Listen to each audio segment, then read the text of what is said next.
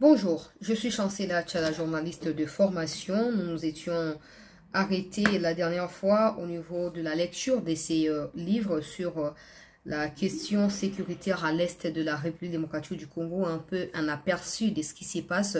Pour ceux qui ne le savent pas, l'est de la République démocratique du Congo fait face aux atrocités depuis plus de 30 ans aujourd'hui, et ces atrocités sont voulues par le Rwanda et l'Ouganda qui sont rien d'autre que des voisins de la RDC.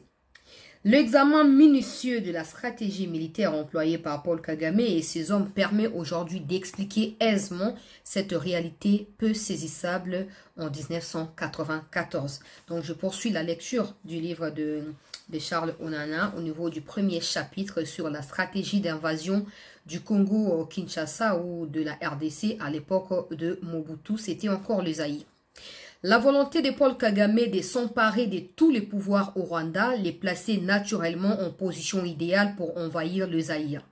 Il est important de souligner dès à présent que le Zaïrois d'hier ou Congolais d'aujourd'hui n'ont strictement rien à voir avec le massacre ou les génocides au Rwanda. C'est un point essentiel qu'il faut garder à l'esprit car il s'agit avant tout d'une affaire entre Tutsi et Hutu dans le Rwanda chez eux. Lorsque les réfugiés Hutus et même de Tutsi commencent à se déverser au Congo-Zaïre en avril, mai et juin 1994, fouillant la violence du nouveau régime Tutsi rwandais, rien n'indique précisément qu'il s'agit là d'une action d'invasion. Cependant, le comportement des soldats de Paul Kagame et leur action sur les terrains livrent des informations pertinentes sur les différentes phases de leurs objectifs concernant le Congo-Zaïre. La première phase de l'invasion du Congo-Zaïre se déroule donc au Rwanda même. Lorsque les soldats de Paul Kagame s'attaquent essentiellement aux populations rwandaises à partir du nord et de l'est du pays, on constate qu'ils les poussent vers les centres du pays, principalement vers la capitale Kigali. Par ces procédés, les rebelles Tutsis décident de fermer la frontière entre le Rwanda et la Tanzanie à l'est, où le nombre des réfugiés est déjà évalué à 470 000 selon le chercheur belge Dirk de Schrijver, pour que les populations se dirigent plutôt à l'intérieur du Rwanda et progressivement vers l'ouest à la frontière zaïroise. Voir la carte action militaire du FPR au Rwanda en 1994. Donc si vous allez peut-être sur Google ou vous cherchez la carte du Rwanda, vous comprendrez que la partie est où c'était fermé avec la Tanzanie a permis aux déplacés rwandais qui fouillaient les atrocités dans l'est du Rwanda de pouvoir se retrouver au centre du Rwanda, donc à Kigali, et ainsi prendre la direction facile du Zaïre qui était disponible ou disposé à pouvoir les recevoir, pas par la volonté de l'ancien président Mobutu, mais surtout par la pression qui lui ont été exercées de la part de la communauté internationale qui savait bien ce qu'elle faisait avec le Rwanda. Un rapport de l'association américaine Réfugiés International financé par George Soros, adressé au Haut Commissariat aux Nations Unies, décrit le harcèlement et la violence que les rebelles de Paul Kagame font subir aux réfugiés rwandais. Ces données ne diffèrent pas de celles que découvrira l'envoyé spécial du quotidien français Libération à la frontière tanzanienne avec le Rwanda. Les réticences du FPR à conduire les journalistes et les organisations humanitaires dans certaines zones qu'il tient accréditent l'idée que la guérilla a quelque chose à cacher et qu'elle a fermé les frontières pour mieux régler ses comptes. Mardi, les HCR est d'ailleurs venu confirmer les accusations par la voix de l'un de ses responsables qui rentrait d'une mission d'exploration le long de la frontière. Devant ses yeux, les réfugiés qui tentaient de franchir la rivière à Kagera ont été fusillés par les rebelles. Se basant sur les témoignages des réfugiés, le HCR, sortant la réserve affichée jusqu'ici, fait état de tirs délibérés sur les réfugiés, les villageois rassemblés dans les écoles et mis en pièces à la machette et des gens jetés vivants, pieds et poings liés dans la Kagera. Donc ici, en quelque sorte, Sheldon essaye d'expliquer que, en dehors du fait que les milices du FPR qui étaient conduites par Kagame faisaient des atrocités sur le peuple rwandais, sur le territoire rwandais dans la partie est du Rwanda, quand les milices ont décidé de fermer la frontière du Rwanda avec la Tanzanie, ces populations n'ont pas eu d'autre choix que d'arriver sur Kigali, la capitale, et par la suite s'est dirigé du côté du Zaïre. Alors, en cherchant à se réfugier du côté du Zaïre, en présence d'un envoyé du HCR dans la région, donc au niveau de la frontière entre les Zaïre et le Rwanda à l'époque, il a vu que les milices du FPR décapitaient des déplacés ou des réfugiés qui fouillaient le Rwanda pour les Zaïre et les jetaient dans une rivière qu'on appelle Akagera, qui est au niveau du Rwanda. Donc même des civils sans défense qui s'assemblaient dans des écoles pour chercher comment quitter le Rwanda pour les Zaïre, se faisaient tuer par machette et jetés dans la rivière par les milices de Paul Kagame. Tout ça, vous ne verrez ça nulle part parce que simplement, tous ceux qui s'associent à Kagame pour commémorer ce qu'ils qualifient de génocide ne veulent pas questionner la raison qui a poussé à ce qu'ils qualifient de génocide. Les jours où ils auront la conscience, parce que jusque-là, ils ont peut-être autre matière dans leur tête, les jours où ils auront la conscience de pouvoir se poser la question, mais pourquoi il y a eu génocide? Qui a déclenché ces génocides? Qu'est-ce qui s'est passé pour que le génocide ait eu lieu? Ces jours-là, ils se rendront compte qu'il y a eu des massacres des civils sans défense qui cherchaient juste de refuge en quittant le Rwanda pour le Congo. Et c'est ça qui a causé ou qui cause aujourd'hui tous ces malheurs au peuple de la RDC. Dans cette boucherie qui a manifestement lieu devant des témoins et que très peu de médias osent décrire, les journalistes français qui racontent ces événements ainsi que les représentants du HCR assistent à des actes d'une gravité extrême, mais dont les motivations restent pour le moins obscures. Pourquoi cette rébellion dont plusieurs médias et organisations humanitaires vantent si régulièrement la discipline et la prudence se livrent-elles donc au carnage, y compris devant les représentants du HCR? Ça, c'est la question que l'écrivain se pose.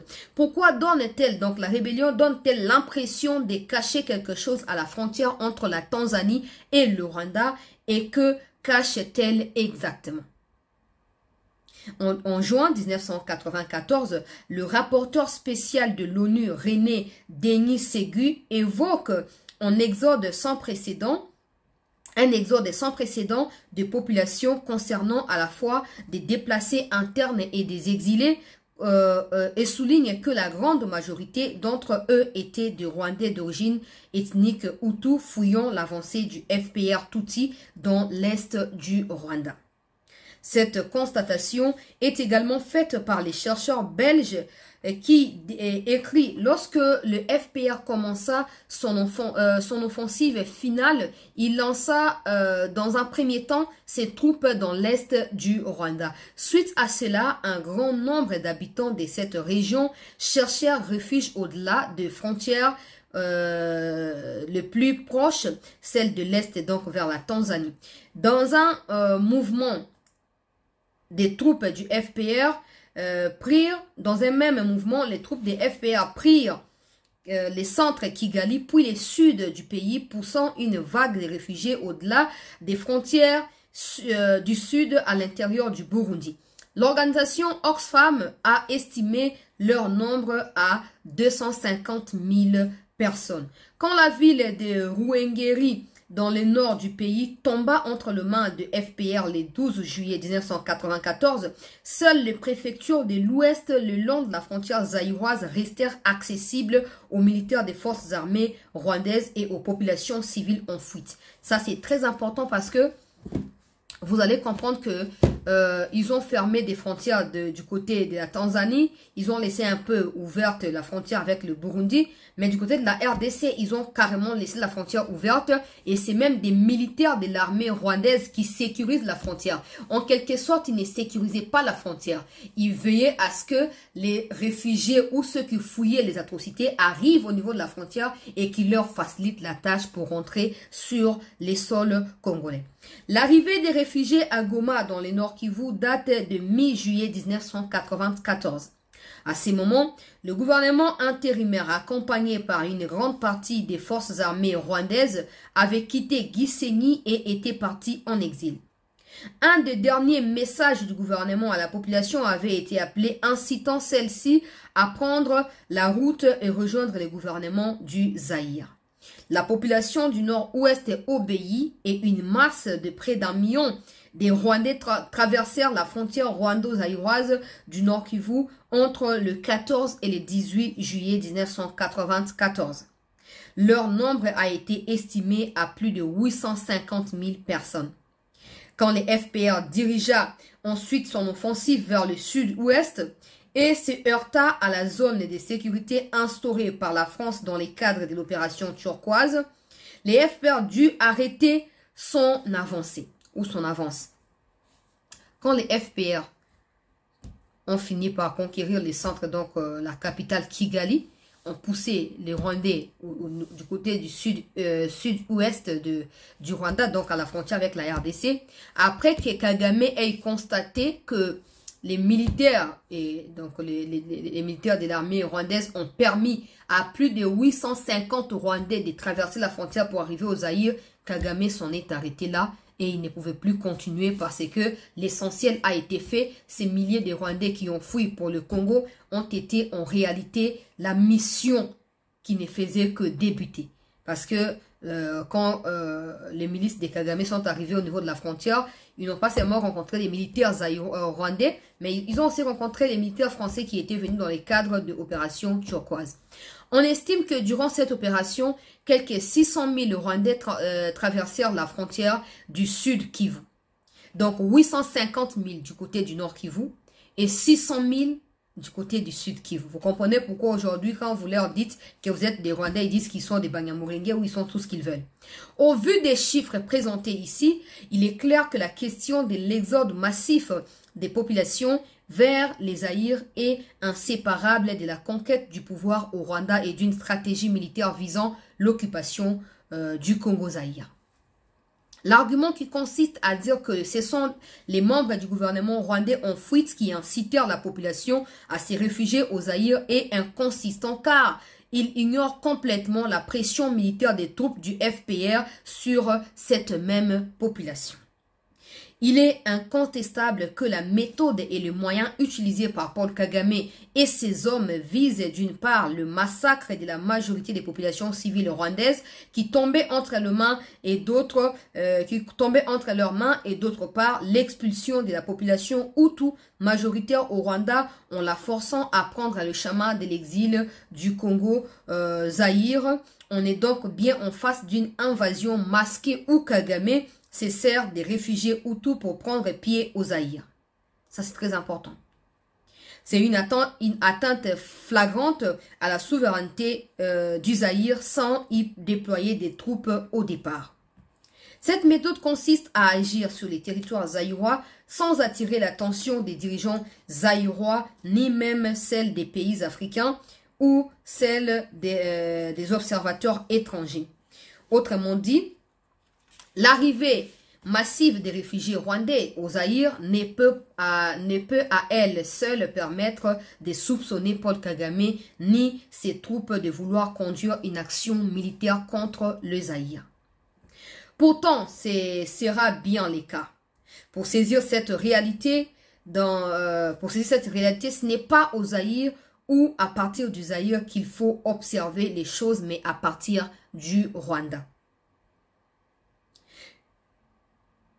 La pression militaire exercée à la fois contre l'armée gouvernementale Hutu en débâcle, mais aussi surtout contre les civils, indique avec précision que l'objectif des rebelles militaires Tutsis était de continuer à massacrer les populations en fuite à l'est du Zaïre. C'est exactement ce que deux chercheurs américains, Alan Stam et Christian Davenport, ont découvert en réalisant à partir de données spatio-temporelles les cartes des simulations mettant en relation la pression du FPR soutenu par l'armée patriotique rwandaise et les déplacements de la population civile. Donc, pour comprendre, c'est dont on en a ici, pour comprendre ce qui s'est passé en cette époque-là, il ne faut pas regarder du côté du Zaïre, parce que du côté du Zaïre, vous ne verrez que des réfugiés. Mais si vous regardez du côté du Rwanda, vous comprenez que c'est Kagame qui pousse ces gens-là à quitter leur pays. Parmi ces réfugiés-là, il y a aussi des Tutsis qu'il a incrustés, des militaires Tutsis qu'il a incrustés, pour qu'au finish, qu'ils arrivent à l'est du Congo. Et une fois à l'est du Congo, ce sont ces mêmes militaires Tutsis incrustés au sein des Hutus qui commenceront à tuer les Hutus. Et comme ça, Kagame viendra pour dire que non, nous venons pour neutraliser les génocidaires qui ont fui à l'est du Congo. Mais en réalité, l'initiative était de prendre l'est du Zaïre à l'époque et de renverser le pouvoir des Mobutu. Il y a néanmoins un volet très important qui a échappé à ces chercheurs, mais qui révèle essentiellement de la géopolitique. C'est l'invasion du Zaïre par les canaux des réfugiés à partir de cette même pression militaire. L'analyse du mouvement des troupes du FPR révèle qu'en plus de l'augmentation de massacres en 1994, l'invasion du Zaïre fait aussi partie de ses objectifs politiques. Une carte de la direction du renseignement militaire français du 2 mai de 1994, classée confidentielle défense, montre d'ailleurs à quelle vitesse s'opère la progression des rebelles des FPR en direction de la frontière Congo-Zaïre. Deux autres cartes datées du 15 et du 19 mai 1994 montrent également comment les troupes du FPR venant de l'Est et du Sud-Est du Rwanda poussent massivement les populations vers l'Est du Congo-Zaïre. L'objectif qui consiste à envoyer toutes ces populations en exil forcé est d'une part de régler des problèmes politiques au Rwanda en supprimant la majorité de l'opposition Hutu et d'autre part de déverser ces personnes sur les territoires congolais que Paul Kagame se prépare à envahir militairement. Cette dimension n'a pas été jusque-là suffisamment prise en compte car beaucoup ne voyaient pas le lien entre la conquête militaire du pouvoir au Rwanda et l'invasion du Zaïre. Ça, c'est très important parce que ça a encore de l'incident sur ce qui se passe à l'est de notre pays. Aujourd'hui, il y a autant de militaires qui arrivent, autant de militaires des différents pays qui viennent dans les cadres des coopérations militaires avec la RDC. Tout ceci peut se dessiner en un vrai problème dans les jours qui viennent. Pourquoi ? Parce que, par exemple, les gens de l'EAC, les militaires de la communauté est-africaine, qu'on appelle EAC, tout ça, ils étaient venus, ils n'ont rien fait pendant un an. Et aujourd'hui, parmi ceux qui soutiennent le M23, vous trouverez aussi certains militaires kenyans, sud-soudanais, qui sont aussi là-bas. Donc, en réalité, quand vous voyez les militaires venir, soi-disant pour vous aider, ils viennent pour inspecter, pour faire des études des milieux et s'assurer qu'ils connaissent suffisamment cette partie du pays. Comme ça, ils vont facilement se transformer en groupe armé ou en pierre d'achoppement pour l'État congolais. Donc, il faut veiller à ça. Il faut en tout cas s'assurer que ces gens-là qui viennent, ils viennent juste en appui aux forces armées et non en mission d'observation ou d'études des milieux, pourvu qu'ils ne constituent pas un obstacle au retour de la paix effective dans l'Est de notre pays dans les jours qui viennent. Je vais continuer avec la lecture, même s'il nous reste une minute simplement. Continuez à vous abonner sur Chancela Channel News. Continuez à liker nos émissions et à partager ces moments d'histoire avec tous ceux qui ne les savent pas. Cette dimension n'a pas été jusque-là suffisamment prise en compte car beaucoup ne voyaient pas le lien entre la conquête militaire du pouvoir au Rwanda et l'invasion du Zaïre. Si peu de chercheurs ont perçu que la conquête militaire du Rwanda était liée à la conquête du Zaïre ou que cette dernière était le prolongement de la première, c'est précisément parce que tous les regards se sont portés uniquement sur les massacres de quelques Tutsis. Ainsi, pour mieux dissimuler leur plan d'invasion du Zaïre, les nouveaux maîtres du Rwanda vont d'abord soutenir que les génocidaires Hutus ont fui le Rwanda avec l'aide de la France pour se réfugier avec armes et bagages au Zaïre. Écoutez bien ce qui se passe. Ensuite, ils vont prétendre qu'il faudrait les déloger et les arrêter. Donc, les déloger de l'Est et du Zaïre et les arrêter. C'est ça qui justifie la présence permanente de Kagame et de ses troupes sur le sol congolais depuis toutes ces années. Alors, pour qu'ils ne reviennent pas nuire à la sécurité du Rwanda. Il faut les déloger, les arrêter pour qu'ils ne reviennent pas nuire à la sécurité du Rwanda.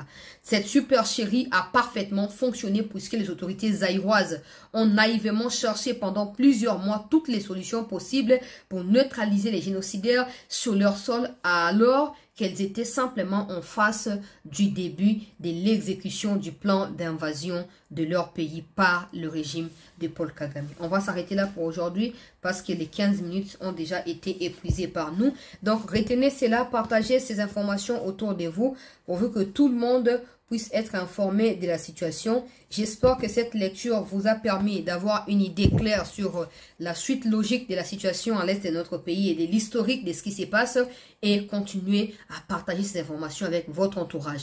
Nous devons pouvoir apprendre au quotidien et posséder suffisamment d'informations sur ce qui se passe à l'est du Congo, ce qui a déclenché ce qui se passe et pouvoir nous apprêter à y mettre fin une bonne fois pour toutes. Laissez en commentaire vos points de vue, laissez en commentaire vos connaissances à vous également au sujet de ce qui s'est passé et on va continuer à se partager des informations pour la meilleure lumière de tous les Congolais. Merci et à la prochaine.